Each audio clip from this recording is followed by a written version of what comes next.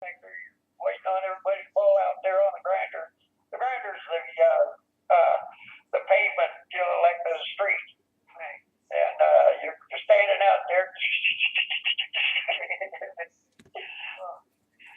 So what did you like most about the Navy? And what did you like being? You still there, Laura? Well, I like I still hear. That was a lot of fun. But I got a little bit careless. You have a question for him? Bulletproof. Laura, do you have a question for any of these guests we have on? My questions won't be along the same line, and so I'll bring. I don't know if people would be interested in discussing, but I see that he was stationed in Pearl Harbor. I'm kind of reading up about that. Yep. And I'm wondering what he can tell us about his time at Pearl Harbor. And I do see that he met his wife there, so he has some personal things that happened there. But I would love to hear from someone who was stationed in Pearl Harbor. It's very interesting, and I just so appreciate you. So thank you so much for sharing with us. Okay, one of the things I did out of Pearl Harbor, the Army normally stations their troops at an individual fort or station or garrison, but the Navy just has a home port for that particular ship there sometimes. But I was just speaking with some of the people I have lunch with on Thursdays today about circumstances of particularly the commanding officer school for submarines, which I was in over at Pearl Harbor, and that was a 5-week course, very intensive for people who are going to be commanding officers of submarines.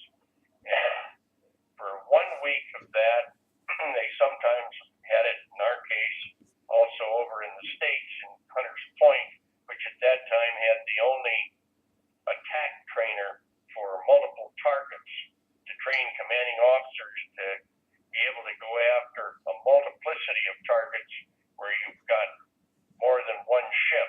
And it's very, very challenging to have 3 or 4 ships coming at you at the same time and to be able to pick out the particular targets that you want just by reason of 1 or 2 periscope observations that are done in seconds. In fact, as we have a sailor standing by with a stopwatch to time the amount of time that our periscope is up, and if that exceeds 4 seconds, we're given the word by that sailor that that's it. So we have to have a very precise type of operation of observing those matters, and then in addition to that, then we do a lot of time on what was known as the torpedo data computer, which is a matter of a highly technical computer that has the target, has your own ship, and has the relationship between the two, and also is the control for your torpedoes, which are your primary weapon for a submarine. So those are the things that we learn, and we learn also how to get in behind and get behind a screen, which is of destroyers, to get in to get the main target. That is the challenge of submarines, to be able to kill and knock off the principal target that's inside the convoy, because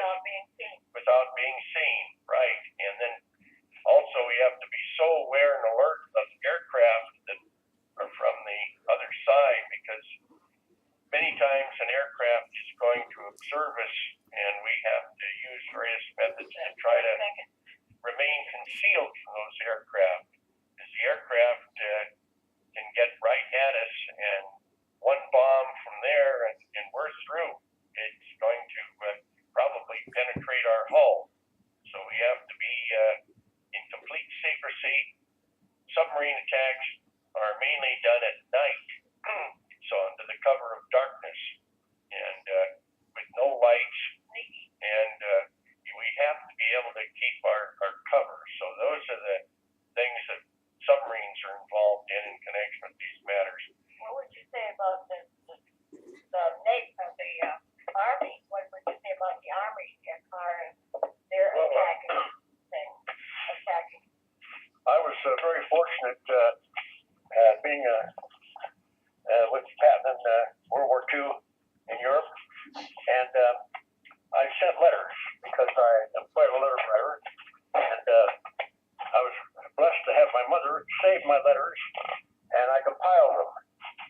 And these are letters that I actually copies of letters that I sent home, and then when I got out of the Army, I filed them, and I have a complete file of these letters.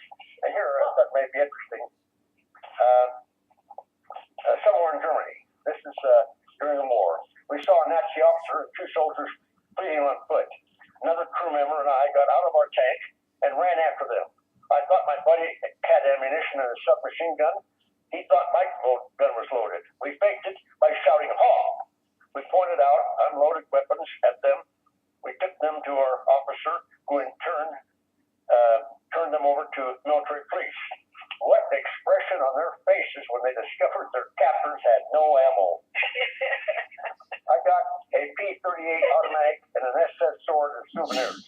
Incidentally, our tank crew sported goatees, sideburns, and mustaches. We are not going to shave them off until we get out of this hole. Here's another observation. Somewhere in Germany, Sunday, I saw an elderly lady leaving a church. They're not totally extinct here. I wonder whom she worshipped. Could it have been Hitler, who represents the raging fires of hell? Or could this neat appearing lady deep within hold devotion to the Almighty? Certainly there is no room for the utterance of both names in the same breath. There are no atheists here, not with what we encounter. Like that, you write to your mother? No. You didn't send letters or anything? Oh, yeah, I sent letters. So you have also, but I'm sure she kept most of them, all of them actually. They're very dear to her. What about you, Admiral? Did you have letters to your mother? When we could do it, we did, but we had, as our guest has indicated, why aircraft carriers, bird farms, we refer to them as, why the bird farms usually are underway for less than 30 days, 28 days, something of that nature, as Ron stated. And we in the submarine force, why we were usually underway for substantially long periods. The longest patrol that I ever went on was 108 days submerged without servicing. So we didn't have the worry of having to write off or let anybody correspond with us, and it was very important. They didn't know where we were going or what we were doing. And a few of us at the command level, why we knew where we were going, what we were doing. We didn't share that usually with the crew until we were on our way back home. We tell them then where they'd been, what they'd done, and they were all sworn to secrecy that they couldn't tell a thing. They'd just tell that we'd been to sea, we'd crossed the ocean, but that was it. And it was on a so-called need-to-know basis, in the sense that we didn't have to know where we were or what we were doing. We didn't tell. And many times, submarines particularly don't know where they're going or what they're doing until they are at sea. And then the captain is given a package, which he opens together with the operations officer and the second in command, and then they decide where they're going. But they many times are given the packet and told that this is not to be opened until you have adjacent to the ship the sea buoy, and then it'll tell you which way we're going, north, south, east, wherever. But we don't know where we're going or what we're doing until we are there on our way, and that's all a part of the security system, because it's so important. If the opposition knows where you are